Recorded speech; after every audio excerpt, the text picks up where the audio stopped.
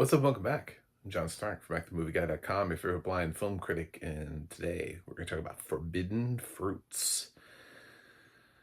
This is a 2026 horror comedy from IFC Shudder, which premiered at the 2026 South by Southwest Film Festival and then released nearly immediately after it.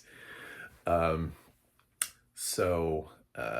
it feels very indie, but then also it had obviously already had distribution going into South by Southwest because no film gets picked up and distributed that quickly. But Forbidden Fruits is already in theaters near you as we speak. And it's based on a play whose name I'm going to butcher, but something like "Of the woman came sin for which we all are," I don't know, something like that. It was a long play name that it's based off of, and I was like, "What?" I don't even know how it works as a play because of the gore in here, but in the violent deaths and so much you can do on stage. Um, so I would be intrigued to see the play and see how much they deviated from it or added to it in order to make this film happen. But we've got Lily Reinhardt, Victoria Pedretti, Lola Tung, Alexander Shipp, Emma Chamberlain, and Gabrielle Union are the stars here. And it's produced by Diablo Cody, which is odd because it feels like something that she wrote or whatever, because the dialogue pops like Diablo Cody. It's got a lot of that kind of like quirky Cody-esque dialogue to it. So obviously a little bit of an influence in terms of the writing style. Yes, every other critic who has reviewed this film is right. It feels like everything that it's been referred to as Mean Girls, Heathers, Jawbreaker, The Craft, what all those films. It feels like all those films. So it takes place in a mall. We still have malls apparently. This was shot in Toronto, so maybe things are a little bit different up in Canada where malls are just a little bit more present still in Canada. I don't know. But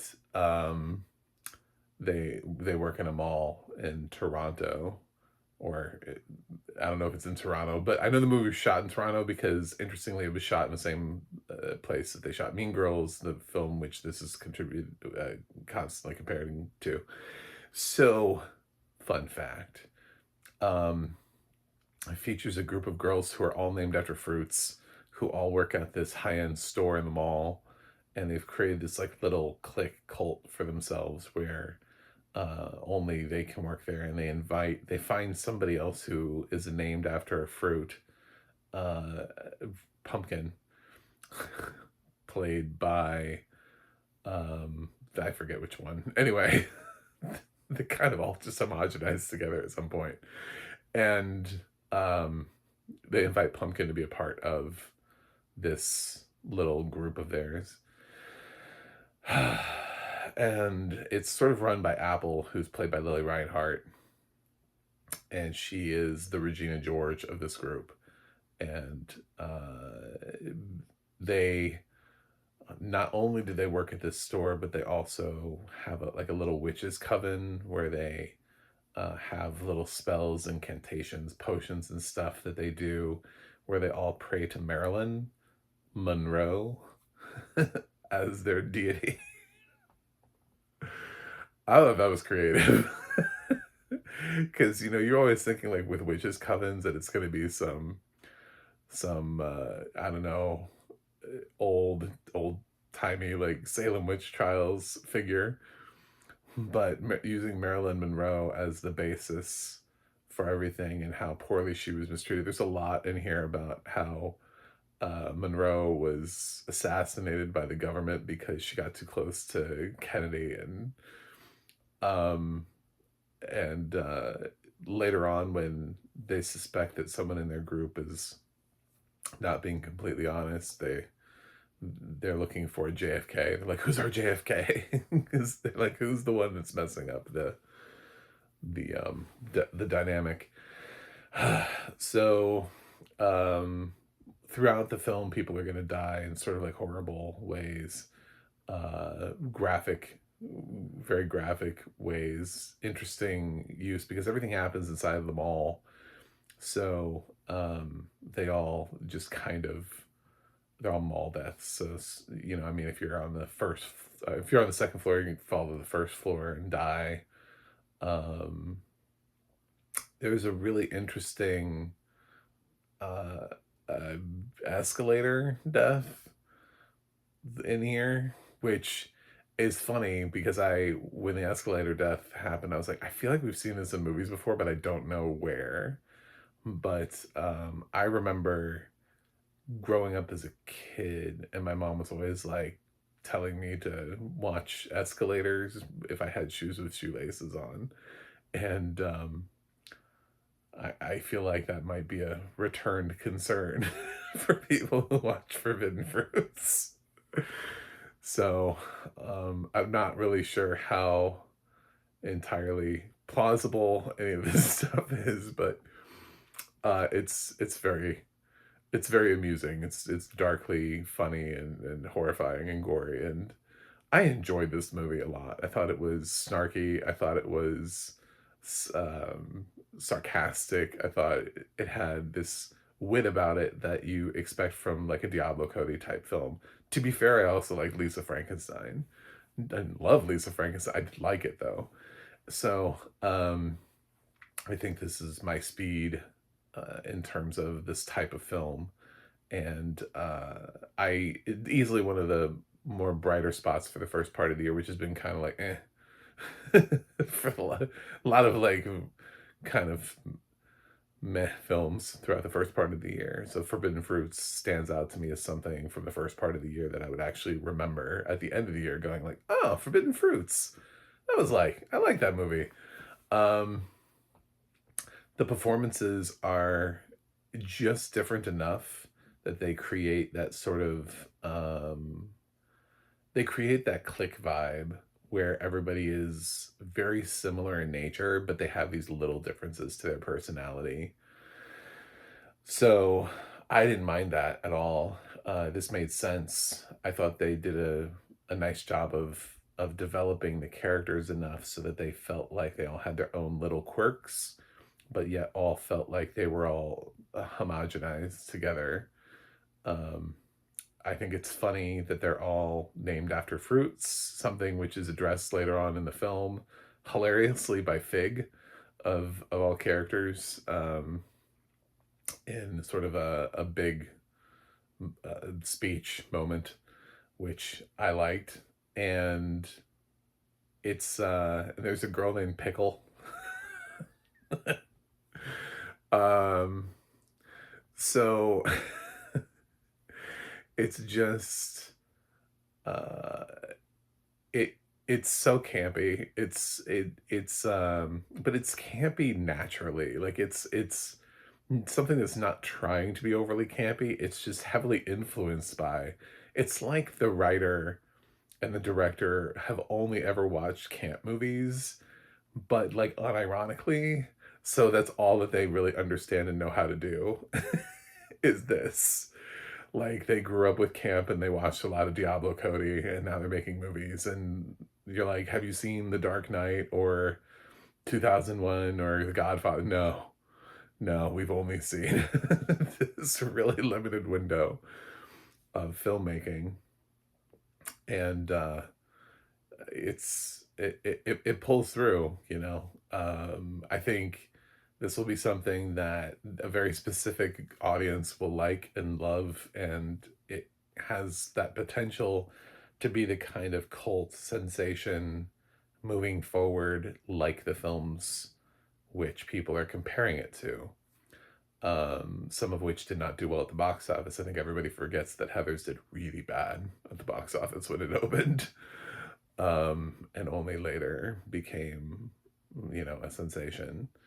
But same is true for some of these things that have, I mean, they've gone on to have musical adaptations, like Heathers the musical and Carrie the musical. You know, I mean, these things are campy. So I enjoyed this a lot. The thing is, if you're looking for something that is like laugh a minute funny, there are funnier horror comedies. There are ones that contain more comedy. But is so quotable. That's why it's like a Diablo Cody film, because it has these like whip smart lines that just hit you that you're just like, well, that was great, you know. And it has these really nuanced performances from girls that you wouldn't think would give nuanced performances, but fit into their roles just perfectly enough so that they all separate from each other. If I had to hammer the film at all, it would be on pacing. The film has a little bit of a hard time justifying its runtime. It does feel like it's stretching. It needs to feel that kind of pop, almost youthful type of editing to it, where it moves at a different pace than this. When you look at the other films that it's compared to, those films move at a bit more, I don't want to say frenetic pace, but they have more energy to them as they move through the film, and they don't have as many dips and lulls.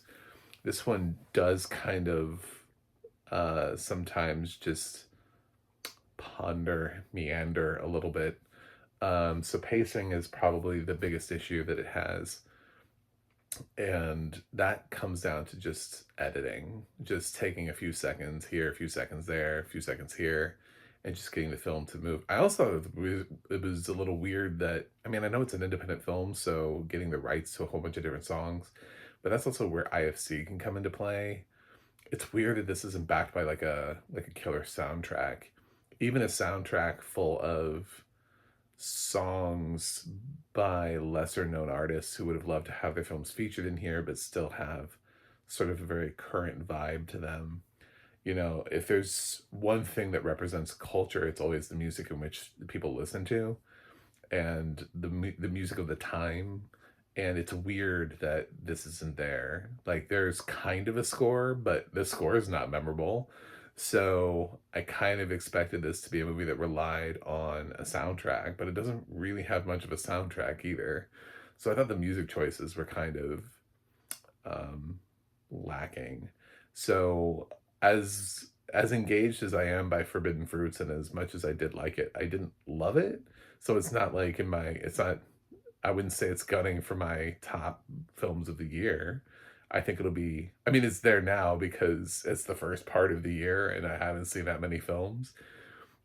But this is the kind of thing where I know I'm going to end up seeing more films throughout the year, and Forbidden Fruit's just going to slide down. Is it a recommend? Yeah, it's a recommend. Hell yeah, it's a recommend. Because the problems are not insignificant. I mean, they're not so significant that you would be unable to sit through the film, the pacing gets a little, from time to time. It is gory, but it's not like pervasively gory. It's also been compared to Jennifer's Body too. That was another film that people who have seen it keep saying Jennifer's Body.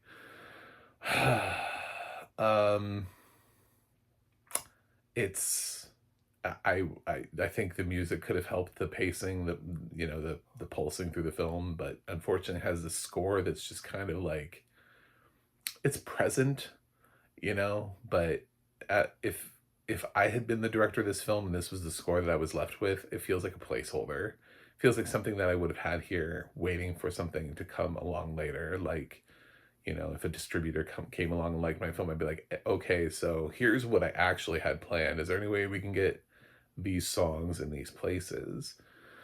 Because I'm not really sure the score does anything for the movie. And it gets a little, at the ending, a little bit clunky with the reveal of someone and like why they're there and their motivations and everything. A little bit of a reach. I wasn't like too bothered by it, but I was kind of like, oh, that's okay. Like, that's where we're going. Cool. I mean, everybody in these films always has a reason when you think about Heathers and Mean Girls, you know, I mean, they all have the one girl who is joining the group. It's like, what do we really know about her? And in this film, you'll have that question answered for you. So, but we kind of have a limited knowledge because, again, this is based on a stage play and not based on something that hops all around the city and goes in and out of homes, and we meet people's family and friends and parents. This has a hard time even bringing in the boyfriends, you know what I'm saying? Like, boys in this movie into the, because they're kind of so limited to primarily being in this mall, you know? So,